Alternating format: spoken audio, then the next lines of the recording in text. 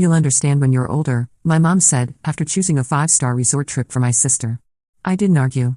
I just left the key on the table and vanished before they got back.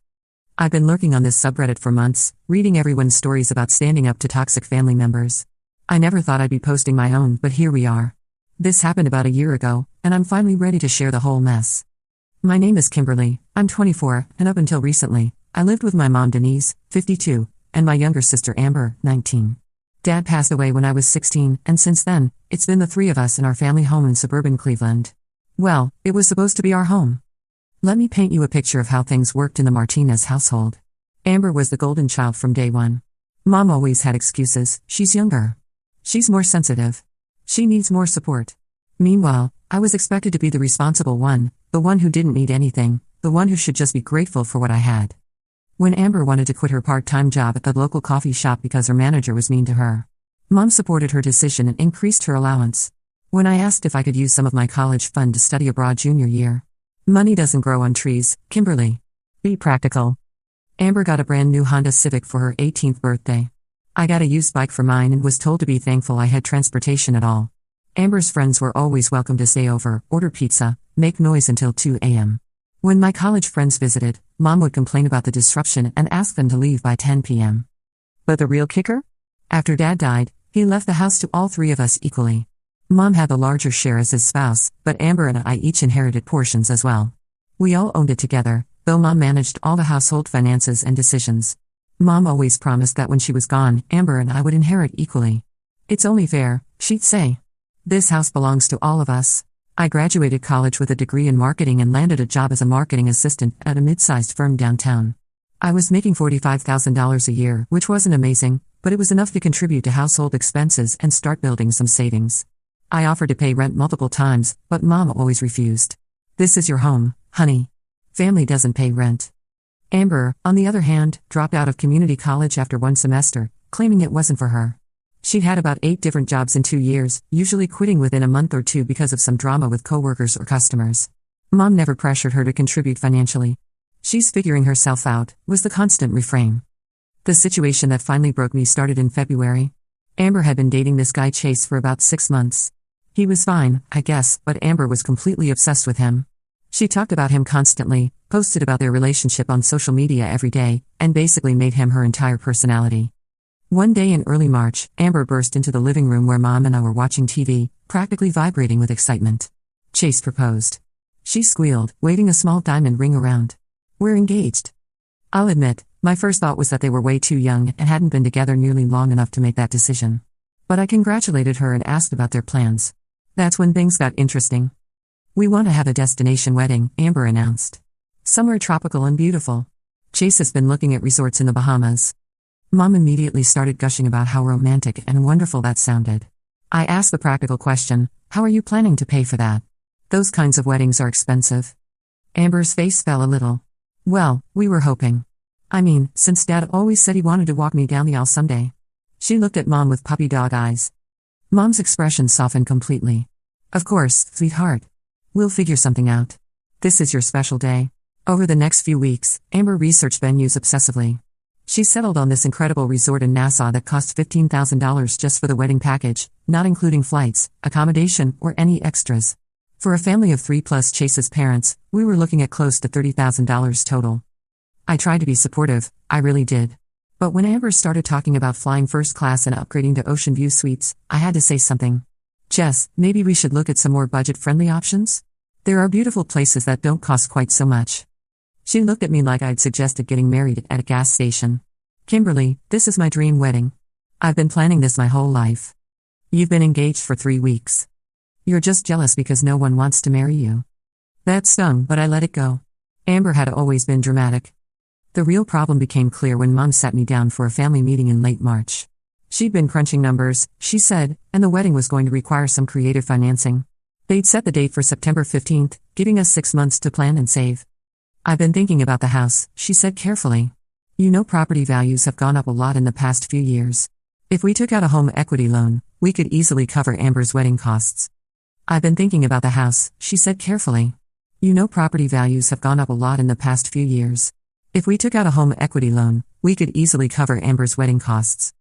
I stared at her. You want to mortgage the house for a wedding? It's not just any wedding, Kimberly. It's Amber's dream wedding. And it's not like we'd be spending the money frivolously. This is a once-in-a-lifetime event. Mom, what if something happens to your income? What if you can't make the payments? We could lose the house. Don't be so negative. My job is stable, and you're contributing now too. We can handle the monthly payments. I tried to explain that taking on that much debt for a party seemed incredibly risky, especially when Amber and Chase had no savings and inconsistent employment. Mom accused me of being unsupportive and jealous. But I agreed to think about it. What choice did I have? It was 2 against 1, and Mom managed the house finances. A few weeks later in April, Mom approached me again. She'd been to the bank and gotten pre-approved for a $35,000 home equity loan. The monthly payments would be about $400, which she was confident we could manage between her salary and my contribution to household expenses. There's just one small thing, she said. Since you and Amber are both on the deed as co-owners, the bank needs all 3 of us to sign the loan documents. My stomach dropped. Mom, I really don't feel comfortable with this. Kimberly, please. This is for your sister's happiness. Don't you want Amber to have the wedding she's always dreamed of? I asked for more time to think, but the pressure was constant. Amber would make comments about how I was the only thing standing between her and her perfect day.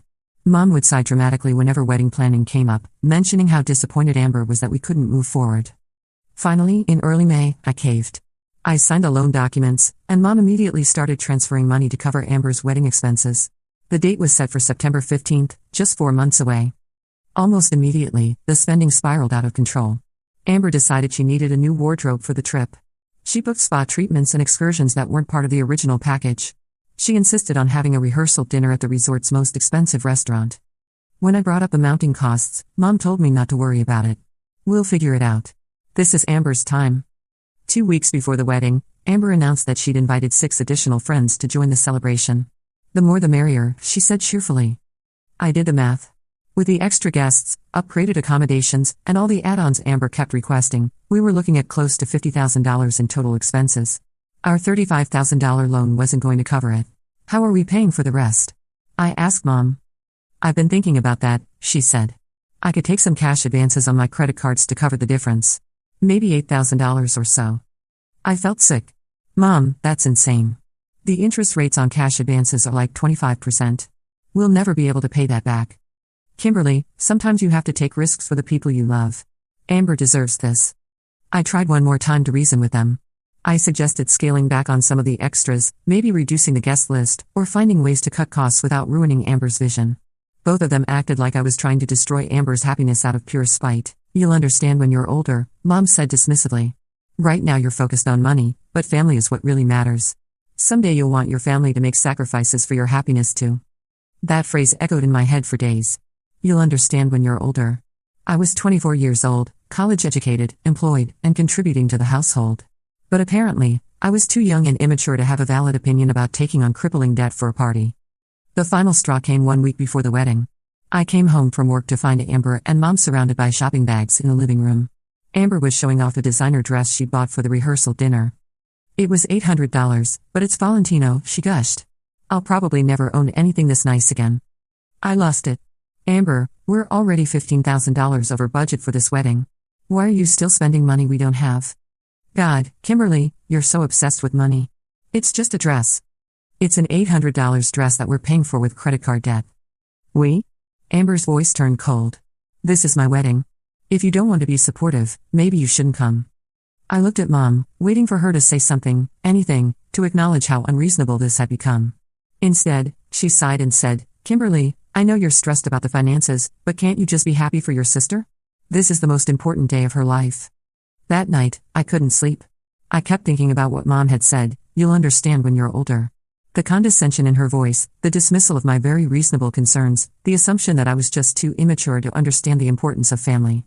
I thought about my dad, who'd always treated me like an intelligent person whose opinions mattered. He never would have mortgaged our home for a wedding.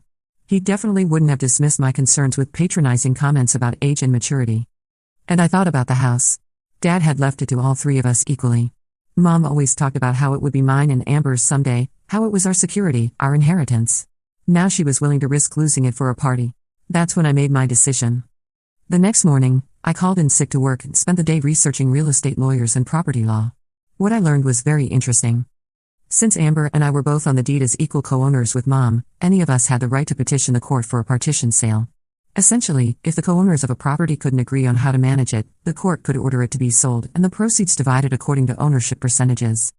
It was a nuclear option, and it would probably destroy my relationship with my family. But I was looking at years of debt payments on loans I never wanted. Also, Amber could have her perfect princess moment. I spent the weekend talking to lawyers. The process would take several months, but it was definitely possible.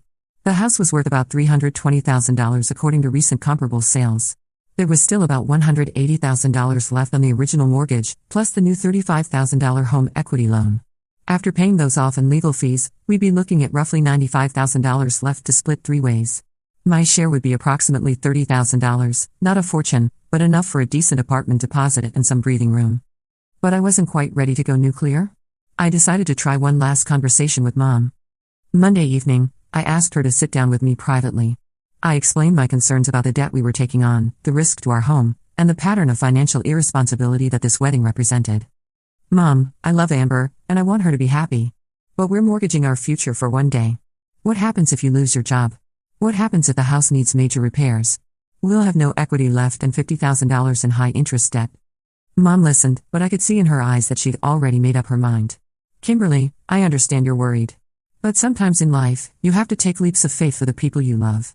Amber has had a hard time finding her way, and this wedding represents a new beginning for her. I'm not going to let financial anxiety rob her of this moment. What about my future?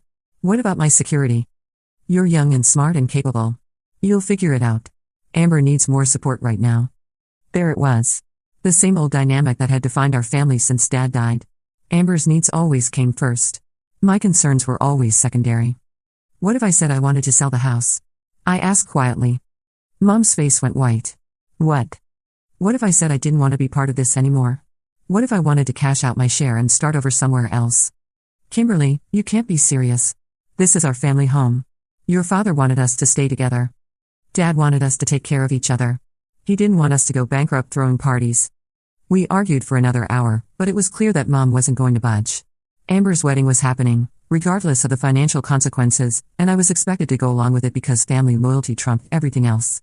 That night, I called the lawyer I'd consulted with earlier and told him I wanted to move forward with a partition action. He explained that I would need to have the other parties formally served with legal papers. Leaving documents on a kitchen table wouldn't be legally sufficient. The next morning, Tuesday, August 5th, exactly 6 weeks before Amber's wedding, I filed the legal paperwork to force the sale of our family home. I arranged for a process server to deliver the papers to Mom and Amber the following Monday, August 12th, which would give them a full month before the wedding to process the situation. I didn't tell Mom and Amber immediately about the lawsuit. They were leaving Thursday, September 12th for the Bahamas, and I wanted to give myself time to figure out my next steps before the inevitable explosion. The process server would deliver the papers on Monday, August 12th, giving them a full month to deal with the legal situation before their wedding. Wednesday evening, September 11th, I packed 2 suitcases with my most important belongings and loaded them into my car. I found a short-term rental apartment across town and put down a deposit. I arranged to take a week of vacation time from work, effective immediately. Thursday morning, I waited until Mom and Amber left for the airport. Amber was practically bouncing with excitement, talking nonstop about how perfect everything was going to be. Mom seemed stressed about all the last-minute details but happy to see Amber so happy. They barely acknowledged my goodbye. I was staying behind to hold down the fort and would see them when they got back on Monday. After their Uber pulled away, I went back into the house one last time. I walked through all the rooms, remembering Dad teaching me to ride a bike in the driveway, helping me with homework at the kitchen table, reading bedtime stories in my childhood bedroom. I was going to miss this place. But it hadn't felt like home in a long time. I left a sealed envelope on the kitchen table with Mom's name on it. Inside was a copy of the partition lawsuit papers and a brief note. Mom, I tried to talk to you about my concerns, but you made it clear that Amber's wants are more important than our family's financial security. Since you're determined to risk the house for her wedding, I've decided to claim my share now rather than wait for the inevitable foreclosure. You should have received the official court papers last month. My lawyer's contact information is included. I'll be staying somewhere else while this gets sorted out. I hope Amber's wedding is everything she dreamed of. Kimberly. I also left my house key on the table next to the envelope. Then I drove to my new apartment and waited. They got back Monday evening, September 16th, around 8 p.m. I was watching Netflix when my phone started blowing up. The first call came from Amber at 8:47 p.m. I let it go to voicemail. The message was mostly screaming and crying about how I was a jealous, vindictive bitch who had ruined the best week of her life. The second call came from Mom at 9:15 p.m. Also went to voicemail. This message was calmer but somehow more devastating. She said she was disappointed beyond words and couldn't understand how I could be so cruel and selfish. She demanded I call her back immediately to explain myself. Over the next 3 hours, I received 47 phone calls, 32 text messages, and God knows how many voicemails. Both Mom and Amber cycled through anger, bargaining, and guilt-tripping. Some highlights. From Amber: I can't believe you would do this to me during the happiest time of my life. Mom is crying and it's all your fault. From Mom: your father would be ashamed of you. How could you attack your own family like this? From Amber again: Chase's parents think we're white trash now because of this lawsuit thing. You've humiliated me. From Mom: if you think you can blackmail us into giving you money, you're wrong. We'll fight this. I didn't respond to any of them. What was the point? I'd tried having reasonable conversations for months, and they dismissed me every time. Tuesday morning, I got a call from my lawyer, Tom Rodriguez. Mom had called his office and left some very angry messages. She seems to think you can just drop the lawsuit if you want to, he said. I explained that it doesn't work that way once the paperwork is filed, but she didn't seem to understand. How long will this take? I asked. Probably 4 to 6 months, assuming they don't contest it. If they fight it, could be longer. What are the chances they'll fight it? Honestly? Low. The law is pretty clear on partition rights. Fighting it would just cost them legal fees they apparently can't afford. That afternoon, Amber showed up at my office. Security called me to say I had a visitor who was causing a disturbance in the lobby. I went downstairs to find Amber crying and making a scene in front of the reception desk. Kimberly, please, she said when she saw me. You have to stop this. Mom can't sleep. She's talking about taking out more loans to fight the lawsuit. I walked her outside where we could talk privately. Jess, I tried to discuss this with you guys for months. You wouldn't listen. But I just got married. This was supposed to be the happiest time of my life, and now everything is ruined. How was your wedding? The question seemed to catch her off guard. It was. It was beautiful. Perfect, actually. The resort was incredible, and the ceremony was like a fairy tale. I'm glad. I really am. I wanted you to have a nice wedding. Then why are you doing this? I tried to explain, one more time, about the debt and the financial risk and the pattern of favoritism that had led to this point. Amber listened, but I could tell she wasn't really hearing me. I don't understand why you're so obsessed with money, she said finally. It's just money. We're family. And that's when I realized that we probably never understand each other. To Amber, money was just something that appeared when she needed it, and the consequences of overspending were someone else's problem. To me, money represented security, independence, and the ability to make choices about my own life. I'm not obsessed with money, I told her. I just don't want to spend the next 10 years paying off debt for your party. It wasn't just a party. It was my wedding. A wedding is one day. The debt would have lasted a decade. She left without saying goodbye. The next few weeks were rough. Mom and Amber kept trying different tactics to get me to drop the lawsuit. Mom offered to refinance the house and take my name off all the loans if I would just call off the legal action. Amber wrote me a long letter about family loyalty and forgiveness. When emotional manipulation didn't work, they tried turning other people against me. Mom called my aunts and uncles to tell them I was tearing the family apart over money. Amber posted vague social media messages about being betrayed by someone she trusted. Some of our extended family reached out to me, mostly to express confusion about what was happening. When I explained the situation, most of them were actually pretty supportive. My dad's brother Uncle Mike said he thought I was being smart to protect my financial future. Your dad always worried about your mom's spending, he told me over coffee one afternoon. He used to say Denise was too generous for her own good, especially when it came to Amber. That was news to me, but it made sense in retrospect. The partition case moved forward steadily. Mom and Amber hired a lawyer to represent them, but as Tom had predicted, there wasn't much they could do to stop the process. The court ordered an appraisal of the property and scheduled a hearing to approve the sale. During this time, I had to deal with the fallout in ways I hadn't anticipated. Word had spread through our neighborhood about the lawsuit, and I started getting sympathetic but nosy questions from neighbors when I went back to collect more of my belongings. Mrs. Patterson from next door cornered me one afternoon as I was loading boxes into my car. Kimberly, honey, I heard about what's happening with the house, she said, lowering her voice conspiratorially. I just want you to know that your father would be proud of you for standing up for yourself. That comment hit harder than I expected. I'd been second-guessing myself constantly, wondering if Dad really would approve of me forcing the sale of our family home. But Mrs. Patterson had known our family for 15 years. She'd watched Amber grow up getting everything handed to her while I worked for every opportunity. Your mother means well, she continued, but that girl of hers has been spoiled rotten since your daddy passed. Someone needed to put a stop to it eventually. At work, I threw myself into my projects with renewed focus. Having my own place and knowing I was building toward actual financial independence gave me energy I hadn't felt in years. My boss, Margaret, noticed the change and pulled me aside during our monthly one-on-one meeting. "I don't know what's going on in your personal life, but whatever it is seems to be agreeing with you," she said. "Your work has been exceptional these past few months. I've been thinking about promoting you to Senior Marketing Coordinator." The promotion came with a $8,000 salary increase, which felt like the universe telling me I'd made the right choice. I was finally being recognized for my contributions instead of being treated like an ATM for other people's dreams. Meanwhile, the drama at home was escalating in ways I heard about through the family grapevine. My cousin Maria called me in early August to fill me in on what she'd heard from her mother, who'd talked to Mom. "Apparently Amber's been having panic attacks about the house situation," Maria told me. "She's convinced that everyone in town is talking about their financial problems, and she's embarrassed to leave the house." I felt a pang of sympathy, but then Maria continued. "The weird part is, she's still posting on Instagram about how perfect her wedding was and showing off all the expensive stuff she bought for the honeymoon. Like, girl, maybe don't flaunt the designer handbags if you're trying to get sympathy for your money problems?" That was so typically Amber. She wanted to have her cake and eat it too, to be seen as both the victim of my cruel lawsuit and the glamorous newlywed living her best life. The real eye-opener came when I ran into Chase's mother, Patricia, at the grocery store in mid-August. I'd only met her a few times before the wedding, but she recognized me and approached cautiously. "Kimberly, I hope you don't mind me asking, but is everything all right with your family? Chase mentioned there were some legal issues with your house." I gave her a brief, diplomatic explanation about the partition lawsuit, focusing on the financial disagreement rather than the family drama.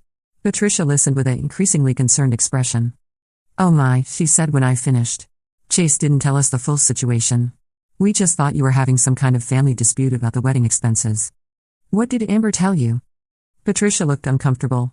"Well, she said you were jealous about not being the center of attention and that you were trying to ruin her marriage by causing financial stress. She made it sound like you were being vindictive over something petty." Of course she had. I wasn't entirely surprised, but it still stung to know that Amber was spreading that version of events to Chase's family. "The truth is," I told Patricia carefully, "I was concerned about the amount of debt being taken on for the wedding. When I tried to discuss alternatives, I was told I was too young to understand family priorities. I felt my only option was to protect my own financial interests." Patricia nodded slowly. "I have to admit, Chase's father and I were shocked at how expensive everything was. We offered to contribute, but Amber insisted everything had to be exactly as she planned it, regardless of cost. We ended up spending twice what we budgeted just to keep up." This was news to me. I hadn't realized that Chase's parents had also been pressured into overspending for Amber's vision. "Between you and me," Patricia continued, "Chase has been stressed about money ever since they got back from the honeymoon. Amber keeps talking about buying a house and starting a family right away, but they can barely afford their current apartment with all the wedding debt they're carrying." After that conversation, I felt more confident than ever that I'd made the right choice. It wasn't just about protecting myself from debt, it was about refusing to enable a pattern of financial irresponsibility that was hurting everyone around Amber, including her new husband. The court-ordered appraisal happened in late October. The appraiser spent about 2 hours at the house, measuring rooms and taking photos. I wasn't there, but Mom called me afterward to tell me the preliminary value was $315,000, which was close to what I'd estimated months earlier. "The lawyer says we should expect the final sale to happen sometime in December or January," she said. Her voice was flat, resigned. "Amber keeps asking if there's any way to stop it, but he's been very clear that there isn't." "How is she doing?" I asked, surprising myself with the question. "Not well. She's been having a lot of anxiety about the whole situation. She keeps saying this wasn't how her first year of marriage was supposed to go." I wanted to point out that her first year of marriage could have gone very differently if she hadn't insisted on a wedding that cost more than most people's annual salary. But there was no point in saying that to Mom. Around the same time, I started getting pressure from unexpected sources. My father's sister, Aunt Carol, called me one evening to discuss the situation. "Kimberly, I know you feel hurt by your mother's decisions," she began, "but don't you think you're taking this too far? Your father loved that house. It's where you grew up. Forcing your mother and sister to sell it seems so final." I explained my reasoning, but Aunt Carol kept pushing. "Couldn't you work out some kind of payment plan? Maybe Amber could pay you back over time?" "With what money, Aunt Carol? She doesn't have a steady job, and she just took on massive debt for her wedding." "Well, what about when she starts working full-time? Or when she and Chase get more established?" The conversation went in circles for 20 minutes. Finally, I realized what was really bothering Aunt Carol. "Are you worried about what this looks like for the family?" I asked. There was a pause. "Well, yes, frankly. People are talking, Kimberly. They're saying you're being vindictive and money-hungry. It doesn't reflect well on any of us." There it was. The real issue wasn't my financial security or family relationships, it was the family's reputation in the community. I'm sorry you're embarrassed, I told her, but I'm not going to stay in debt for the rest of my life to protect the family image. That conversation made me realize how many people expected me to just quietly absorb the financial consequences of Amber's choices to avoid making waves. The idea that I might prioritize my own well-being over family harmony was apparently scandalous to some relatives. But other family members were more supportive. Dad's brother Mike called me a few days after my conversation with Aunt Carol. I heard Carol gave you grief about the house situation, he said. I wanted you to know that not everyone in the family thinks you're wrong. Thanks, Uncle Mike. That means a lot. Your dad always worried that your mother would spoil Amber to the point where it would hurt her in the long run. He used to say that Amber needed to learn how to handle disappointment and make compromises, or she'd never be able to function as an adult. This was the second time someone had mentioned Dad's concerns about Amber's upbringing. I wished he was still around to help navigate this mess, but I was starting to understand that he might have supported my decision. By early September, the stress was taking a visible toll on everyone involved. I heard from Maria that Mom had been calling in sick to work more frequently, and Amber had been staying in her pajamas most days, obsessively reading online forums about family financial disputes. The irony was that if Amber had put half as much energy into finding steady employment as she was putting into researching ways to blame me for their problems, she probably could have started making a dent in their debt. In November, about 3 months after I'd filed the lawsuit, Mom called me from a number I didn't recognize. I almost didn't answer, but something made me pick up. Kimberly? Her voice was quiet, defeated. Can we talk? We met at a coffee shop downtown. Mom looked exhausted. She'd lost weight, and there were dark circles under her eyes. The lawyer says we can't stop the sale, she said without preamble. I know. The house will probably sell for around $315,000. After paying off both mortgages and the legal fees, we're looking at about $90,000 left to split 3 ways. I did the math in my head. That meant I'd get about $30,000, which was exactly what I calculated months earlier. That's not enough for us to buy another house in this area, Mom continued. Not with Amber's student loans and the wedding debt. We'll have to move somewhere cheaper, probably rent for a while. I felt a stab of guilt, but I pushed it down. I'm sorry it worked out this way. Are you? Are you really sorry, Kimberly? The question hung in the air between us. Was I sorry? I was sorry that it had come to this. I was sorry that our family had imploded. I was sorry that Dad wasn't around to help us navigate this mess. But was I sorry that I'd stood up for myself? That I'd refused to let them mortgage my future for Amber's fantasy wedding? No. I wasn't sorry about that. I'm sorry we couldn't find a better solution, I said finally. Mom nodded slowly. I know you think I always favored Amber. Maybe I did. She just seemed to need more support, more encouragement. You were always so capable, so independent. I thought you'd be fine no matter what. I would have been fine. But that doesn't mean I should have to sacrifice my financial security for Amber's wants. You're right. The admission seemed to cost her something. I got caught up in wanting to give her the perfect wedding. I didn't think about the long-term consequences. We talked for another hour. It wasn't a complete reconciliation, but it was the first honest conversation we'd had in years. Mom admitted that the wedding expenses had gotten completely out of control, and she'd been too embarrassed to admit she was in over her head. What about Amber? I asked. Mom's face tightened. Amber is having a hard time accepting responsibility for any of this. She still thinks you did this to hurt her personally. And you? Do you think I did this to hurt you? Mom considered the question carefully. I think you did this to protect yourself. I don't like your methods, but I understand your reasons. The house sold in January for $318,000. After all the fees and loan payoffs, I received a check for $31,200. I used it as a down payment on a small condo closer to downtown, and I finally felt like I was building something that belonged to me. Mom and Amber ended up moving to a rental house about 30 minutes outside the city, where the cost of living was lower. Mom had to take on a second part-time job to manage their expenses, and Amber finally got serious about finding steady employment. I haven't talked to Amber since that day at my office. She's blocked me on all social media, and she refuses to be in the same place as me at family gatherings. According to other relatives, she and Chase are doing okay, but the financial stress of the wedding debt has been hard on their marriage. Mom and I have slowly started rebuilding our relationship. We have lunch about once a month, and while things aren't the same as they used to be, they're more honest. She's admitted that she enabled Amber for years and that the wedding situation was the culmination of a lot of bad financial decisions.